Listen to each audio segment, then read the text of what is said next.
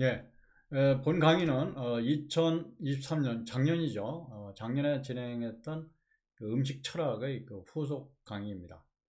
음식 철학은 주로 플라톤과 아리스토텔레스 등의 감각 위계에 대한 내용을 주로 다루었습니다. 그런데 이제 음식 예술에서 다룰 내용은 다음과 같습니다. 에, 첫째, 로크, 휴움, 칸트, 헤겔 등 근대 철학자들의 미학의 내용을 다루고자 합니다. 둘째는 프렐, 텔퍼, 신너, 굿맨 등 현대 미학자들의 음식 미학을 다루고자 합니다. 셋째는 음식과 관련된 시각 예술과 서사 예술의 내용을 다루고자 합니다. 그 교재는 제가 번역한 음식 철학 헬스레터에서 출판한 거죠. 거기에 이제 82페이지부터 마지막까지 내용이 되겠습니다. 네, 이제 음식 철학의 이제 후속으로 여섯 번째 강의가 되겠습니다. 맛의 그 미학적 의미를 다뤄보도록 하겠습니다. 맛의 개념은 크게 미각적인 맛, 문자적인 맛, 미학적 취미 이렇게 세 가지 개념으로 구분해 볼 수 있겠습니다. 여기서 이제 다루고자 하는 내용은 사실은 취미의 철학이라고 볼 수 있습니다. 취미의 철학을 다른 말로 미학이라고 할 수 있겠죠. 18세기에 유럽에서는 쾌락이나 아름다움 등의 개념과 함께 예술에 대한 독특한 철학적 접근이 나타나게 됩니다. 그런데 이런 그 철학적 접근은 취미의 개념을 중심으로 하고 있습니다. 취미는 이제 영어로 테이스트 그러는데요. 여기서 대문자 T로 쓴 것은 취미의 개념이고 소문자 T로는 이제 맛의 개념이 되겠습니다. 결국 테이스트라는 것은 미각적인 맛, 문자적인 맛, 또 미학적 취미 이 세 가지 개념으로 번역이 될 수 있습니다. 그 취미라는 개념은 뭐냐면 아름다움을 잘 포착할 수 있는 능력을 말하는 것입니다. 그런데 본래 이런 취미의 철학에서 그 미각적인 맛, 앞에서 얘기한 맛을 보는 것이죠. 거스토토리 테이스트의 개념은 처음에는 배제된 것처럼 보였습니다. 그런데도 미각적인 맛이 어떻게 취미의 철학으로 발전하게 되었는지를 살펴보고자 하는 것이 이 강의의 주제가 되겠습니다. 먼저 미각적인 맛의 의미를 살펴보고자 합니다. 미각적인 맛은 영어로는 gustatory taste, 이것은 소문자 T로 대문자 T의 그 미학적 취미와 구분해서 소문자 T로 이것을 구분하겠습니다. 미각적인 맛은 미각이라는 것은 이제 음식을 맛을 보는 것을 의미하죠. 그 음식의 맛을 보고 그 맛을 보는 대상과 친숙하게 되는 것을 이제 미각적인 맛이라고 합니다. 예를 들면 사탕을 맛을 보고 그 사탕이 달달하는 것을 친숙하게 알게 되는 것이죠. 그래서 이제 사탕을 어린아이들 같은 경우에 사탕을 계속 더 먹고 싶어 하고 그렇지 않습니까? 그러면 사탕을 달달하는 것을 잘 알게 되는 그것이 바로 이제 미각적인 맛이 되겠습니다.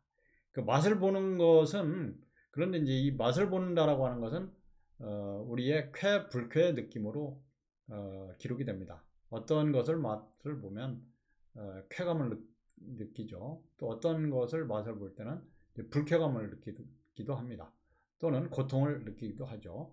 예를 들어서 사탕의 맛을 보면 단맛이 우리에게 이제 쾌감의 느낌으로 기록이 될 것이고, 한약에 쓴 맛은 이제 고통의 느낌으로 기록이 되겠죠. 근데 이런 그 맛을 본다라고 하는 것은 직접적인 것이죠. 직접적이고 이제 우리의 주관적인 경험이죠. 또는 상대적인 경험이라고도 볼 수 있습니다. 개인에 따라서 다르게 그 느낌을 받을 수도 있고 하기 때문에 그렇습니다. 네, 근데 두 번째로 이제 문자적인 맛이라고 하는 것은 이제 여기서 리터럴이라고 하는 것은 문자적인 것이죠. 그런데 맛을 판단하고 표현하는 것을 말합니다. 어떤 것을 먹고 뭐 짜장면을 먹고 맛이 있었다. 그리고 뭐 칼국수를 먹고 맛이 있었다. 또 어떤 것을 먹고는 맛이 없었다. 또 어떤 것은 맛이 달다. 또는 어떤 것은 맛이 시다. 이렇게 이제 표현하는 것이 바로 문자적인 맛을 말합니다. 그런데 이런 그 문자적인 맛은 17세기에 영국과 프랑스, 독일 등에서 그 사용이 확산됩니다. 거기서 이제 어떤 개념들이 사용되게 되냐면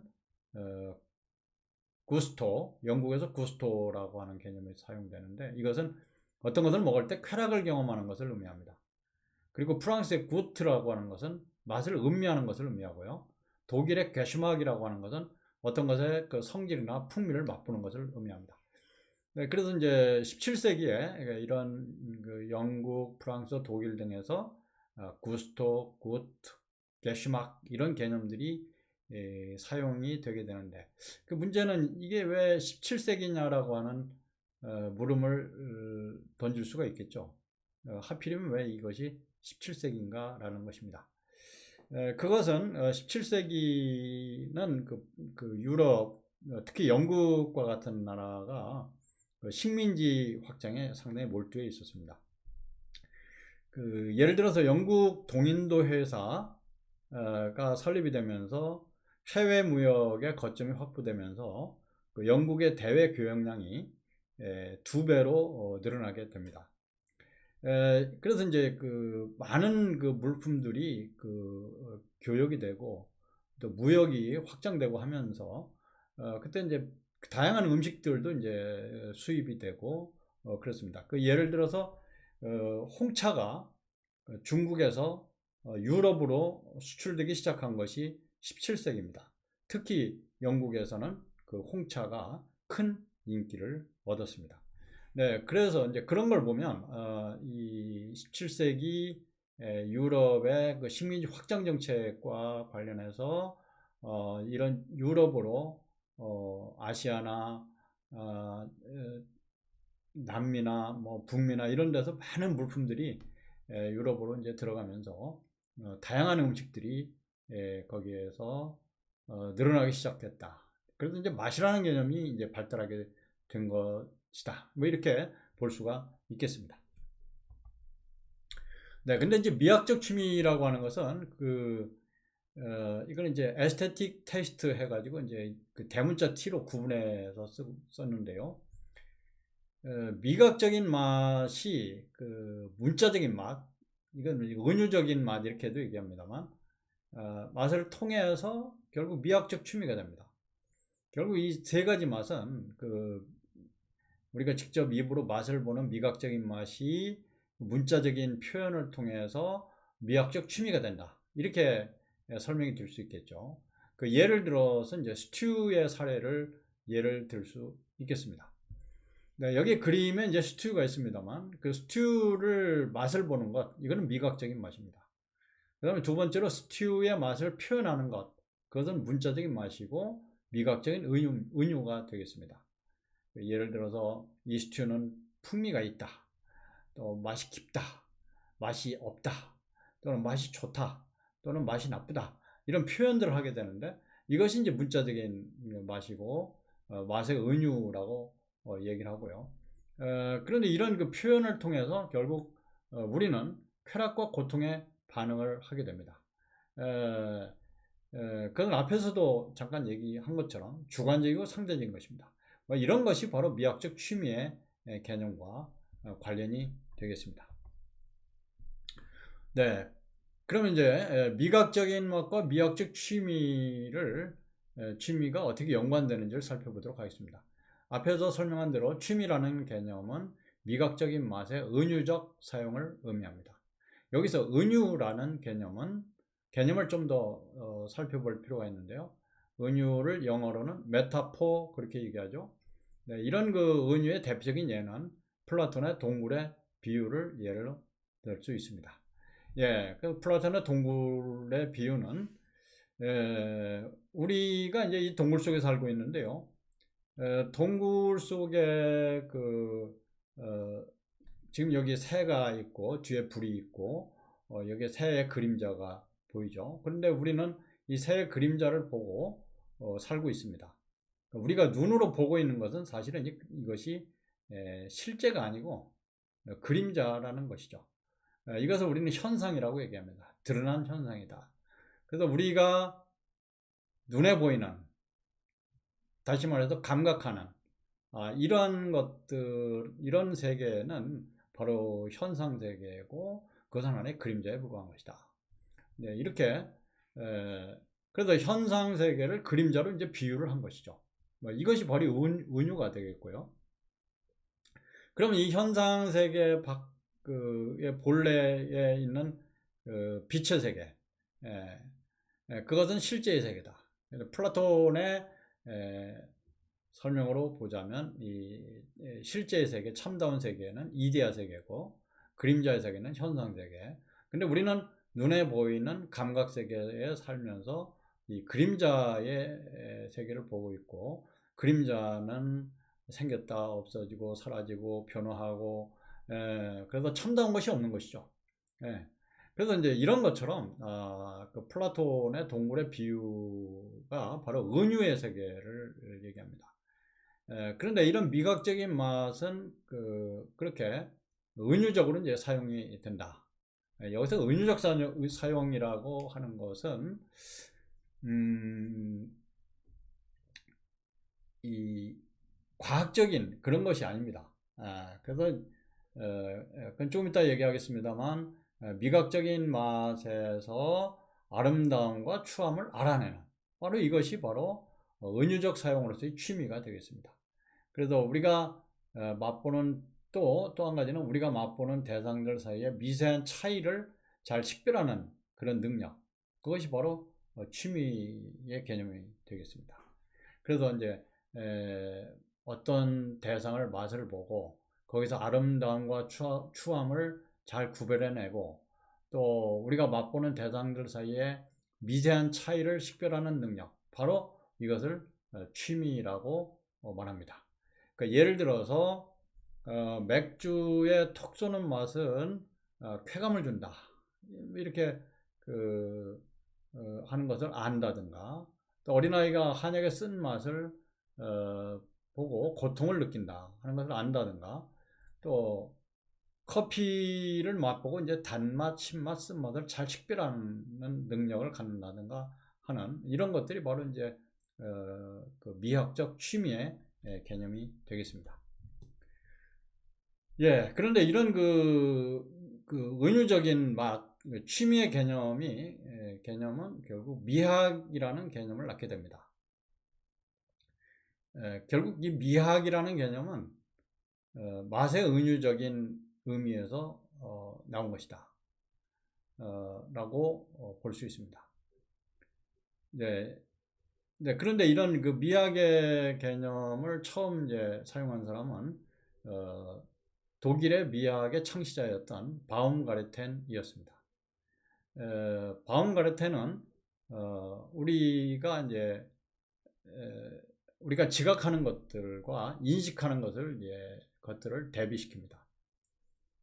그는 지각하는 것들은 에스테타라고 명명을 했고, 인식된 것들은 노에타라고 명명을 해서 이 두 가지를 대비시키게 됩니다. 그럼 여기서 인식된 것들이라고 하는 것은 무엇을 얘기하냐면 지성적이고 논리적인 것을 의미합니다. 예를 들어서 논리학이라든가 수학이라든가 과학이라든가 이런 것들은 이제 지성적이고 논리적인 것이고, 그래서 인식된 것들이 되겠습니다. 그런데 우리는 그런 지성적이고 논리적인 사고만 하지 않습니다. 비지성적이고 비논리적인 것을 생각하기도 하고 느끼기도 하죠. 그래서 예를 들어서 이제 시와 같은 것, 이런 것은 많은 은유적인 표현들을 사용하고 있고요. 그것은 지성적이고 논리적인 것은 아닙니다.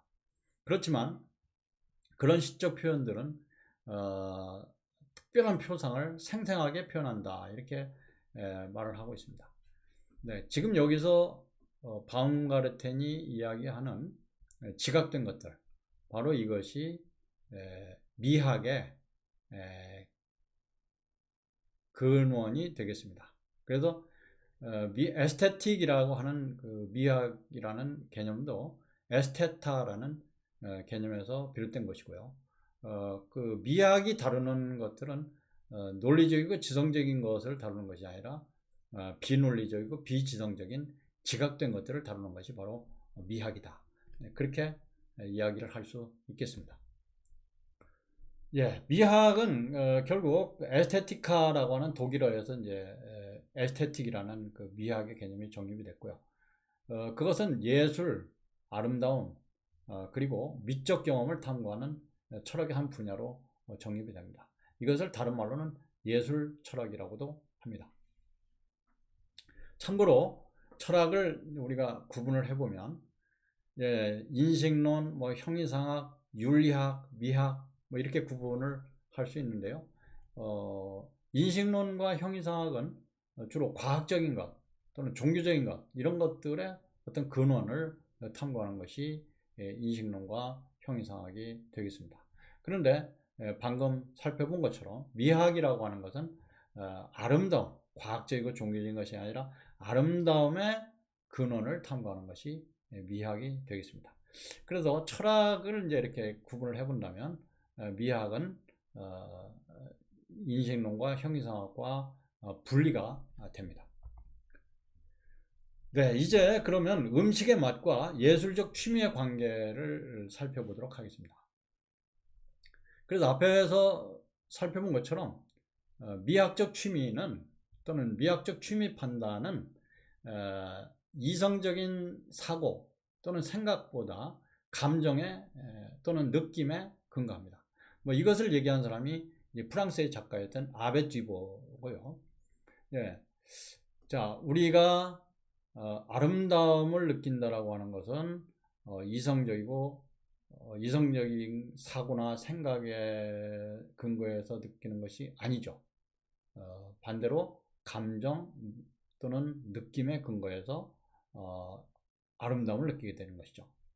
근데 이런 것을 음식에 적용을 해보면 자, 예를 들어서 라구라는 음식이 있습니다. 라구라는 음식은 고기와 야채에 갖은 양념을 하여 끓인 음식을 말합니다. 근데 라구의 사례를 들어보면 자, 이 라구가 맛이 좋은지 나쁜지를 수학적으로 설명할 수 있는가? 아베 듀보의 그 물음입니다. 맛이 좋다, 맛이 나쁘다 하는 것을 수학적으로 설명할 수 있을까? 그래서 예를 들어서 뭐 고기가 1이고 하나가 들어갔고 야채가 2개가 들어가서 맛이 있다. 이런 방식으로 수학적으로 설명될 수 있는가? 이것은 이제 좀 더 확대시켜서 얘기를 해보면 어떤 사람은 음식을 만드는 레시피를 잘 보고 그 레시피대로 음식을 만드는 사람이 있습니다. 그런데 어떤 사람은 레시피를 반드시 따르지 않고 대충 해도 참 맛이 있게 음식을 만드는 사람이 있습니다. 음식의 맛이라고 하는 것은 그 레시피대로 수학적으로 해가지고 맛이 나는 것인가 하는 것을 우리가 생각을 해볼 수 있겠습니다. 그래도 여하튼 간에 아베 듀보가 지적하는 것처럼 음식의 맛은 수학적으로 설명할 수 없다. 라구의 맛이 좋은지 나쁜지 그것은 직접 먹어보는 감각에 달려있는 것이고 감정에 달려있는 것이죠. 그래서 이성적으로 생각하고 사고하는데 맛이 있는 것이 아니라 감각하고 느끼는 데서 맛이 있다. 맛이 나온다. 그런 얘기겠죠. 그래서 그 맛을 보고 느끼고 감각하는 것은 그림을 보고 음악을 듣고 이게 감각하는 거죠. 보고 듣고 영화를 보고 하면서 즐거움을 느끼고 고통을 느끼고 흥분하는 것과 비슷하다. 그래서 음식의 맛은 그림과 비슷하고 음악과 비슷하고 영화와 비슷하다. 뭐 이렇게 또 이야기를 할 수 있습니다. 네, 그래서 이런 것들을 그런 방식으로 설명한 사람들이 이제 그러니까 결국 음식과 예술의 관계를 그런 방식으로 설명하는 사람들이 있습니다. 그 사람들이 대표적으로 이제 그 프랑스의 계몽주의 시대 프랑스의 조크루와 볼테르를 그 예로 들어볼 수 있겠습니다. 이 조크루와 볼테르는 18세기 백과전서파라고도 얘기하죠. 백과전서, 지금 말하면 백과사전 같은 건데요. 백과전서에 그 맛에 대한 논문을 기고를 합니다. 조크루와 볼테르가. 백과전서를 편찬한 사람들은 디드로와 달랑베르죠. 그러니까 디드로는 이제 프랑스의 그 백과전서파를 대표하는 그 계몽주의 철학자였고요. 달랑베르도 마찬가지로 이제 백과전서를 그 편집한 사람입니다. 뭐 이들이 편집한 백과전서 또는 백과사전의 맛에 대한 논문을 기고를 한 사람들이 두 사람이 있는데 그 사람이 하나가 조크루고 또 하나가 볼테르입니다. 거기에서 조크루는 이렇게 설명합니다. 맛에 대해서 맛은 감각기관을 자극하면서 그 대상을 즐기는 것이다. 사람들은 라구나 스튜를 맛보는 것처럼 음악이나 그림을 맛본다. 여기서 라구나 스튜는 음식이죠. 음식을 맛보는 것은 마치 음악이나 그림을 감상하는 것과 같다. 네, 이렇게 설명을 하는 것이죠. 네, 그게 이제 조크로고요. 볼테르는 음식의 맛과 예술적 취미는 그 반응의 직접성에서 비슷하다. 그러니까 음식의 맛과 예술적 취미의 유사성을 잘 설명을 하고 있습니다. 네, 오늘 강의는 여기까지 마치겠습니다. 감사합니다.